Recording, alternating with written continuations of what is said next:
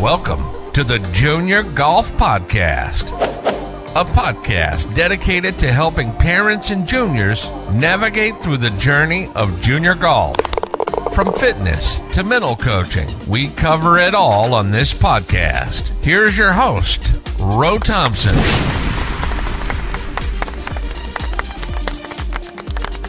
Good evening, everyone. Welcome to the Junior Golf Podcast. My name is Ro Thompson. I'll be your host for tonight. Man, we got a special guest on the podcast today. We have none other than Jewel Love from Society 61. How's it going, Jewel? It's fantastic. Thank you for having us. How are you, Ro? Oh, I'm doing great. Fantastic. I've been looking forward to this podcast for a while, and I know we've been kind of hitting and missing, but we finally getting it done tonight, right? Yeah, and you know what? We always know the timing is perfect. So tonight was always supposed to be the night to have this conversation. That's correct. That's correct. So before we get into the specifics of the organization, tell us a little bit about yourself personally. Oh, a little bit about me. Well, listen, when I wake up in the mornings, I'm usually focused on the work that I do. Okay. So I work in public health and social well-being. I'm a researcher, and I'm usually designing programs, trying to get people to change their health for the better. So I work Yes. on really hard issues, usually for Black and Brown people. Okay. I'm also a strategist, and I've been fortunate that usually my work is all over the country. Sometimes it's been in other places in the world. And so I'm also a golfer. I love golf. I got bitten by the bug at some point, and I'm now pretty serious about my golf and have had a coach. And so I enjoy that. That's kind of me on the personal side, what I tend to enjoy doing. So there's a little bit about Jewel. Good. And how long you been playing golf, Jewel? I've been playing golf off and on since the early 2000s. Okay. So what's your best part of your game? I really enjoy hitting my driver. Okay. And woods. I have great days, I think, sometimes with putting. Yes. Especially, the bottom line for me is as long as I'm like staying still, good things can happen, but I do really love hitting my driver. That's good. And Joe, where you born and raised? I was born and raised in Charlotte, North Carolina. Yeah, the Queen City, right up the road from us. Right up the road. Good. And how did you get your start in golf? Was it just like you got invited, or tell us about that? What's interesting is I have a wonderful experience when it comes to golf. My dad, John Love, is a huge golfer, a huge Black golf historian. Yes. Started playing golf in his early 20s. He's 79 years old, always been in a golf group, always played competitively. Wow. So I grew up only seeing Black golfers. That's good. I didn't grow up with the sport, seeing it in its very sort of white space exclusivity. I saw Black golfers all the time, every week. And that's what I heard about. And I mean, lots. Right. My dad, his golf group, they traveled, across multiple states. Right. They put on tournaments. And so I really feel like so crazy now that I didn't play golf growing up, but I didn't do it. But what happened, I lived in Washington, D.C. for a long time, and I worked a lot. And I thought, I need something that will keep me outside and keep me balanced. So I said, you know what? I'm going to start playing golf. And that's what happened. I went, I took a lesson, interestingly, down at Potomac Park in DC. And that's kind of how I started playing. And from that point, as I said, played off and on. Got the bug. And Joe, what's your home course in Charlotte? Home course. Well, you got to give love to Sifford, like, Yeah, right? I Sifford, mean, the just because nine-hole course. of the history. And that's the spot. That's the hangout spot, Yeah. for my dad and his crew. But we play all over. Okay. So, not necessarily one course, but, Mhm. we acknowledge the courses that we should, Yes. and that are special and near and dear, no doubt. Mhm. But we do play all over, and I absolutely enjoy that. Now, I do have a real practice environment, Okay. which I practice over actually in Pineville, Okay. at that First Tee Center that's there, because it's a great practice facility. So. Okay, great. Well, good. We're good. It's good to see that you're heavily involved in the game and you actually play and take lessons and the whole nine. So that's really good.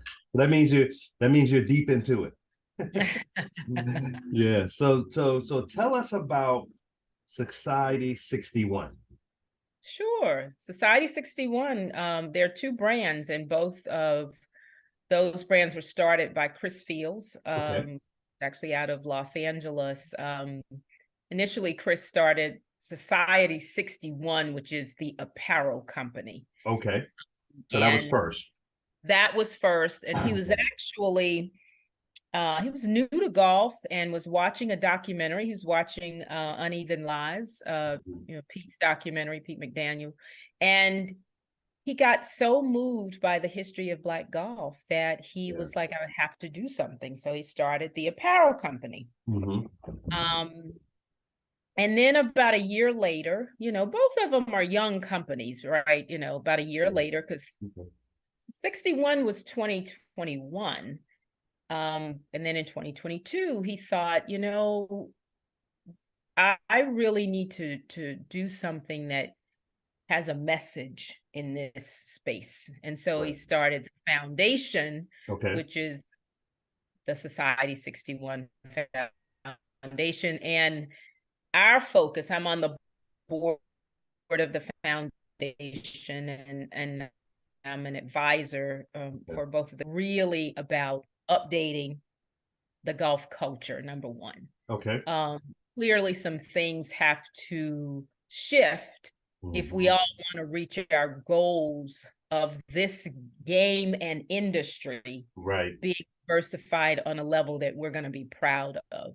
Right. Secondly, we're very focused on working with skilled junior golfers and taking them to an elite level. We believe that there are a number of places and spaces where you have opportunity to expand the pipeline, right? Because if we don't do that, and we, sort of don't put in Black and brown young people in this pipeline at the beginning, we're not going to get some relevant numbers.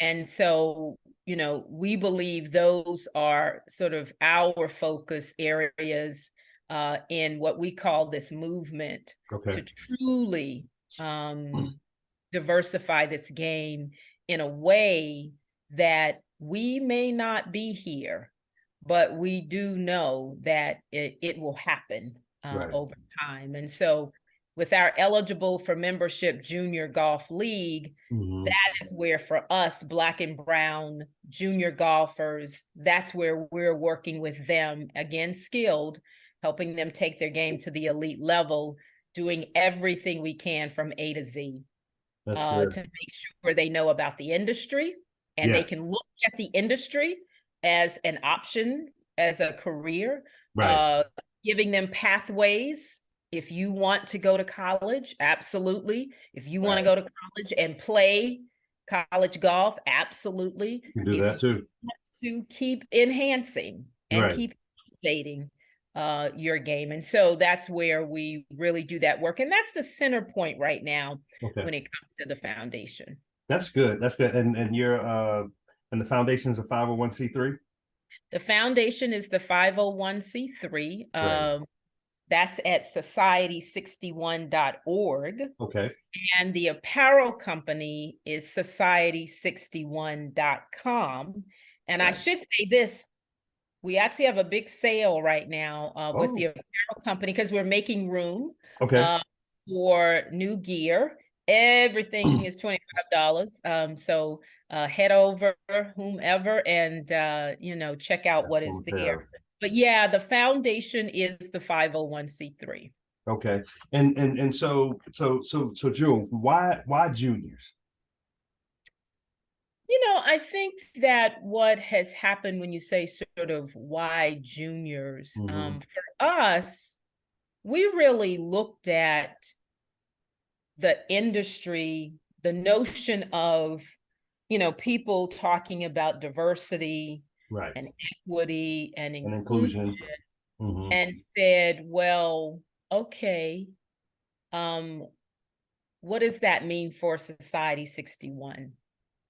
We look at the landscape and we say, well, where are the gaps? Right. And what actually needs to be filled, right? Right. The league was a part of the beginning of the foundation. And when I say that, the eligible for membership Junior Golf League, part of that, started out in California, in Los Angeles, and that's the juniors. And we realize this is the right place for us.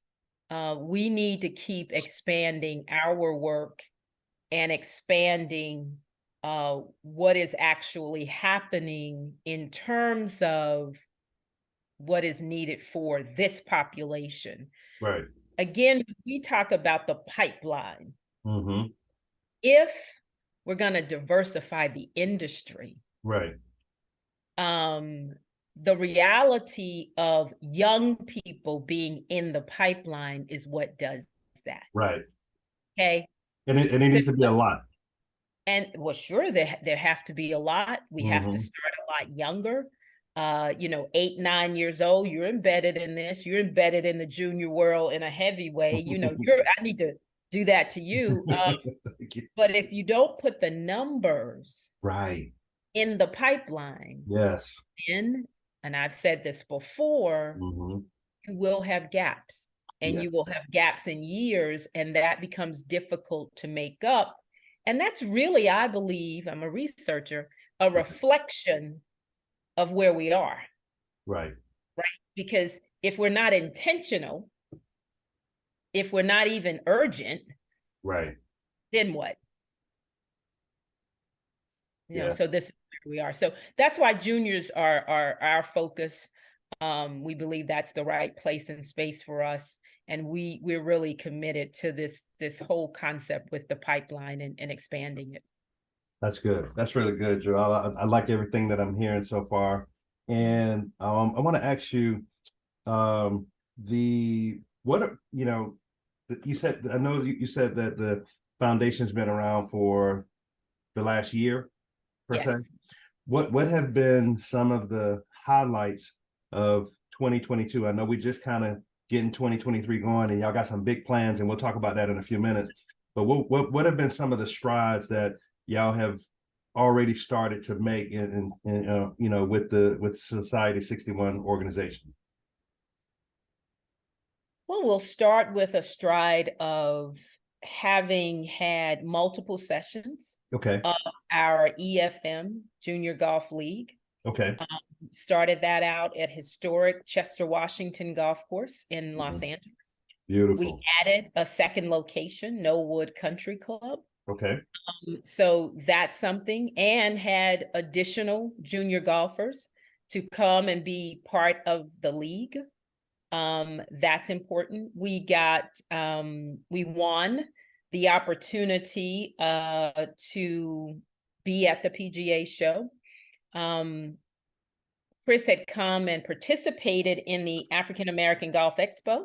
We decided to submit a video. They had a contest about sharing your story. And so did that, got third place, gave us a discount, if you will, to come to the PGA show. Made the decision to go.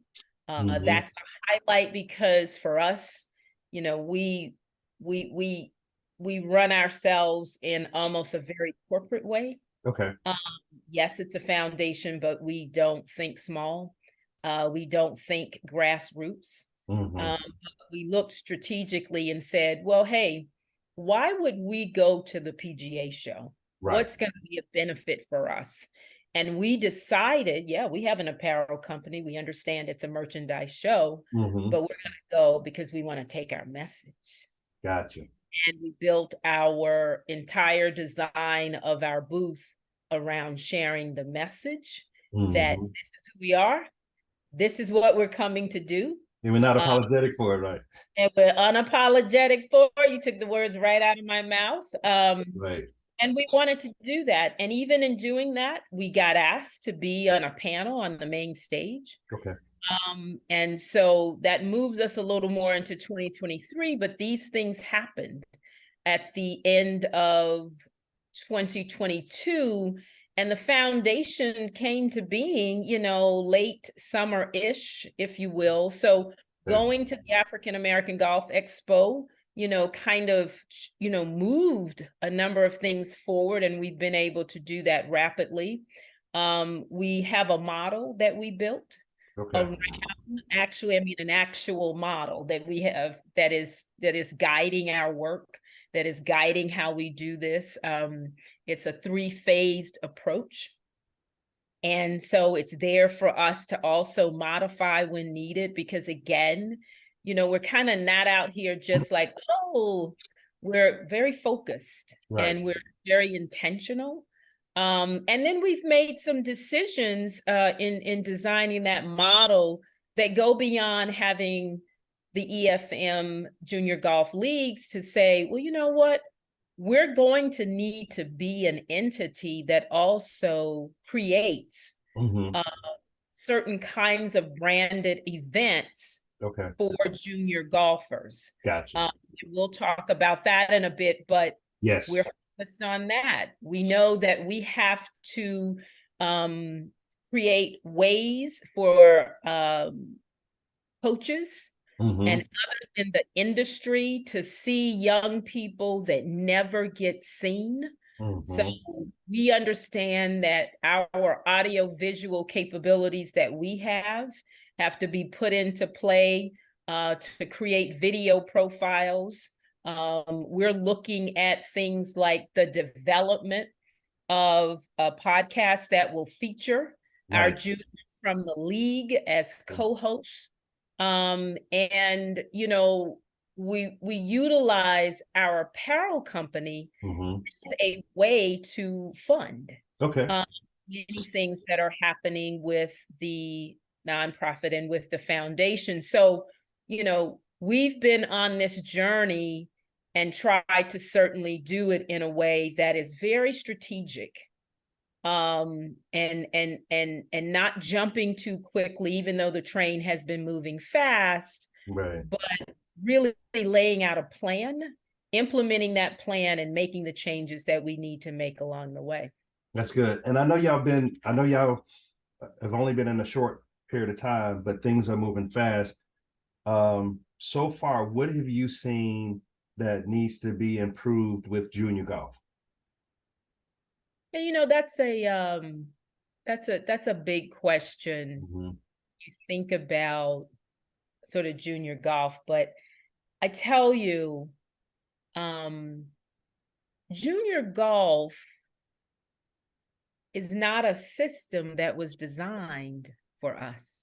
Gotcha. And so when I'm talking about us, I'm talking about Black and Brown. So everybody understand that's what I'm talking about, Black and Brown. It wasn't designed for us. And so you could spin your wheels and your time trying to change the system, enhance the system. But as I said earlier, our approach is to look at the target audience we're focused on. Say, okay, what do they need?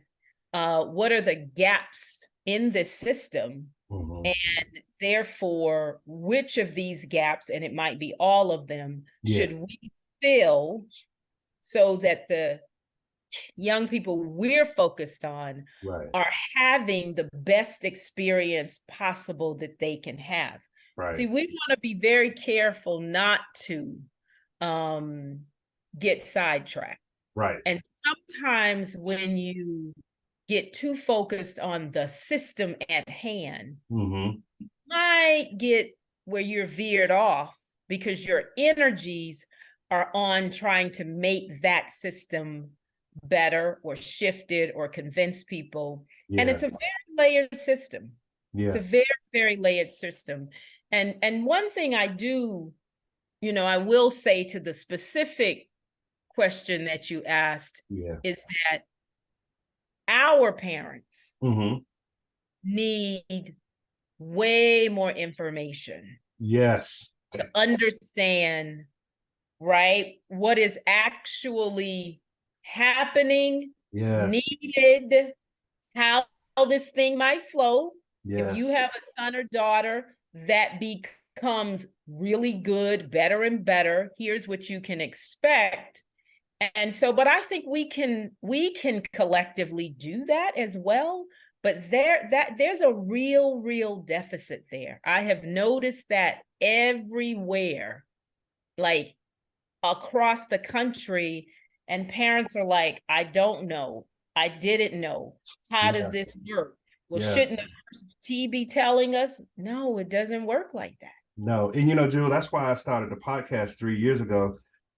This is going into our fourth year because I didn't have a clue of, what tournaments to play, how the junior golf scoreboard worked, what college coaches were looking for, um, nutrition, fitness, uh, mental coaching. I mean, it's a lot that junior parents don't know, like you just said, and that's a result of the Junior Golf podcast is to bring knowledge and bring awareness of the things that parents need to know. That's fantastic. Well, see, that's a tremendous service. Yeah. And we point people, definitely to your podcast, to you. You see now that you know me, I'm introducing, I'm like, yep, connect Yeah, I over saw here, that. connect Yeah. with this brother, talk to Ro. Yeah. I We're talked to him doing today that too. because Yeah. yeah, great. I mean, it's a resource and it's a tremendous resource. And you did exactly what we're talking about. You saw, here's a Mhm. gap, and you're experiencing it yourself with your son. You're Yeah. like, I don't know. So let me create a platform so that I can find out, but let me now share this information with other parents and caregivers. And that's exactly what I did. So Jewel, give us a sneak peek into 2023. Y'all have some amazing things that's getting ready to happen with junior golf, California, East Coast, and I know y'all have some plans to probably expand. So give us a little sneak peek of what's coming down the pipeline. Yeah, that's exciting. Let's start out with a sneak peek talking about the Society 61 Cup. We Okay. have decided to do our initial 2-day stroke play event Okay. that will happen June 12th to 14th. The Okay. golf will actually happen on the 13th and 14th of June in Los Angeles Okay. at No Country Club. But on the 12th, we will have some exciting activities that range from a clinic to a forum that will include LPGA, PGA, industry folks. Okay. This will be great for the junior golfers as well as parents. We'll also do an outing at Top Golf. We want to make sure that this is a competitive tournament, definitely, but we want to sprinkle in a bit of fun because we know that it's going to be a great opportunity for our a wonderful field to be put together, a competitive field, but for them to be able to interact and have some fun as well. So we'll do some things like having a best dressed sort of contest. We'll have a putting contest, those kinds of things, Right. but trying to certainly make it fun. We also are going to do some things that we're testing out in terms of, we think, we've done this one sheet where we talk about what are the benefits Right. in participating in this tournament. Now, this is boys and girls ages Okay. 12 to 18. 12, Obviously 18. they must be in school. Yeah, yep, 12 to 18. They must be in. But one of the things we're going to do in terms of the prizes is we're going to provide vouchers. Okay. And these vouchers will be up to $250, and they will be available for travel and lodging and entry fees into tournaments. Okay. At whatever tournament that the player wants to enter in. Okay. And so if you win first place, Mm-hmm. you will get 4 vouchers. Oh, win okay. second, you will get 3. Win third, you will get 1. We also are working to make sure that there are sponsors that will be there. Okay. That can become connections to NIL related deals. Yeah, that's a big topic. We're going right now. to have resources, huh? Yeah, that's a big topic right now, NIL. Yep. We're going to have resources related to colleges, coaches, the pathway, how you do all of this from the age of 13 or 14, the different things that you need to be doing. We'll have obviously great giveaways and prizes, and really direct links and direct connections again to industry leaders, industry professionals, whether that be LPGA, PGA, others. Right. We have some wonderful folks that have confirmed so far to be part of the clinic itself. Okay. So that's a real big deal. That's coming up in a couple of months, June 12th to the 14th. It's actually the week of the beginning of the week of the Open. So we think that's going to be a big plus. And then right after that, we have our annual Society 61 True Legends Golf Classics, which is really the foundation's annual tournament, which happens on Juneteenth. Again, out in Los Angeles at Porter Valley Country Club. Yep. And then lastly, we are looking at expanding the eligible for membership junior golf league. Okay. We've started to look at the East Coast first. And one of the ways we're trying to sort of assess if it makes sense to put the league somewhere is we're looking in the Charlotte region. Okay. That's because I'm right here, but we're looking in the Charlotte region. And so we decided to do, a tournament. A teaser. To assess the talent. Right. And we're having that tournament. We got rained out the other day. Anyway, we're having that tournament on April 22nd in Lancaster, South Carolina at Lancaster Golf Course. And so we see that as a way to bring Black and brown junior golfers together, because it's an invitational tournament where, for us, it's like, yeah, this is for African American and other minority junior golfers who play competitively. Right. And so we're looking at doing that. And, those are some of the highlights for 2023. There's some other things in the works as well, but we'll lift those few things up right now. Okay. And Jewel, what's your goal for the Cup as far as how many juniors you're trying to, get to participate? We'd love a field of 72. Okay, good. Yeah. And we'd love a field of 72. And what about your teaser in Lancaster? What's your goal there? That's a lot lighter. Okay. Because we understand that the numbers are small. Yeah. Right. And we talked about it. And I got the real deal directly from Ro, everybody. Right. And so listen, if we have 10, 15, 16, we're good with that.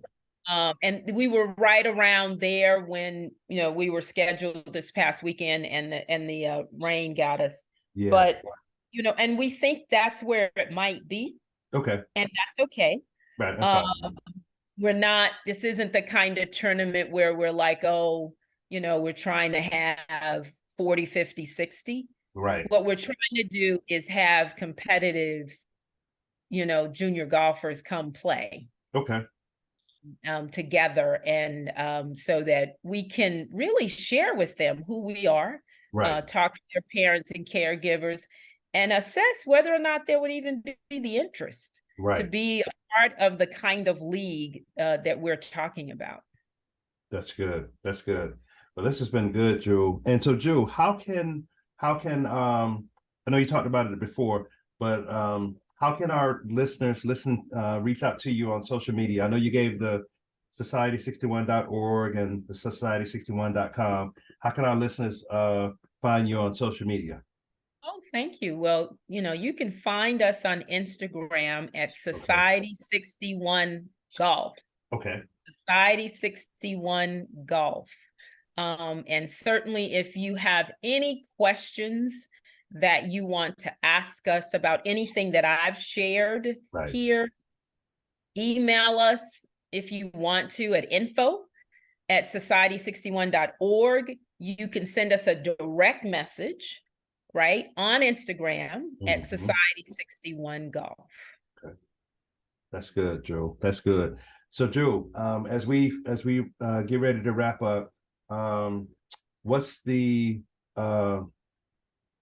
ultimate game plan? As you look at Society 61, in 2023 and beyond, what's the ultimate game plan for the organization? Well, the game plan is the mission that I laid out. That what we are about is updating the culture of this industry, expanding and enhancing the pipeline, and really staying in this mindset of the movement that we're in, to really truly be able to diversify this industry in a way that we will all certainly be proud. Our focus is on, junior golfers. We believe that's the right place for us. It's a sweet spot for us. And we understand that, if juniors are not put into the pipeline, we don't get to reach the diversity that we all say that we want. When we were at the PGA show, on the panel, and it was a lovely experience, but we shared and said, hey, listen, if you don't embed African American businesses into this industry, it's not going to happen. You have to embed African American businesses into the industry in order for diversity to truly happen. Okay, so say that in order for diversity to truly happen. So one thing I forgot to say was that the cost of the Society 61 Cup is $250 per player. So we've tried to certainly make it a price within range of what these kinds of, competitive skilled golfers, elite golfers absolutely are used to paying. But I just realized I didn't say that. So anyway, so those are, that's where we are. And the teaser, Jules, 25, right? Oh yeah, the teaser. I love the way you call it the teaser. Yeah, the teaser's like fun. 25. And I gotta give a real lift up to our Black golf community in the Charlotte area. They've been so wonderful. I just kind of did these lightweight, let's just do some sponsorships, $50, $100. And because the brothers, they can just hand you 50. So they've been supportive. But yeah, the teaser's 25. Hey, listen, you can reach me quickly if you want to come play in the teaser, because we probably will not make it, beyond a certain number. Because we're going off at 1:00 in the afternoon. And we definitely want to make sure we get through, but we also are comfortable and Mark Lathan, who's a brother out of Charlotte, who's been just so wonderful helping me with this and really leading it in a lot of places and spaces. We also are okay with, we know we'll have golfers that will play 18 holes. Absolutely. That's the objective. But we're okay with, we may have some that it'll be good for them to play 9. And that's the younger ones. That's, Absolutely. Yeah. We want both. That's how you can really assess the talents. So Yeah, that's good, Drew. But Drew, this has been great. from the Junior Golf Podcast family, we just want to say thank you for coming on and doing this podcast tonight. And hopefully we can get back on in the next maybe 6 to 9 months and just kind of update us on what's happened. We'd love to do that. I mean, Yeah. I just so appreciate, we all appreciate, in behalf of Chris and our board and everybody that supports Society 61. Thank you, Ro, for having us on, and thank you for being patient for us to get this scheduled. Oh, I know. And you are so knowledgeable and so wonderful and so giving with your information. So we really appreciate that too. Oh, you're welcome. Well, tell Chris, we've been trying to get this worked out for a while, and we finally got it. But tell him he needs to come on too next time. Sure, absolutely. Okay. You can have him on it, right before, like a month before the Cup. I'll tell him that for sure. Yeah, let's get him on. All right. Well, thank you, Jim. All right, and have a good night. Thank you. Okay. All righty, you too. Thank you for listening to the Junior Golf Podcast. You can follow us on Facebook, YouTube, Instagram, and TikTok. We hope you enjoyed this new episode, and if you did, please leave us a review on Apple Podcasts and Spotify. Please share this episode with others who may be interested in this topic. Also, feel free to let us know what topics you'd like to see covered in future episodes. Get in touch in the comments or on any of our social media networks. See you next week for a new episode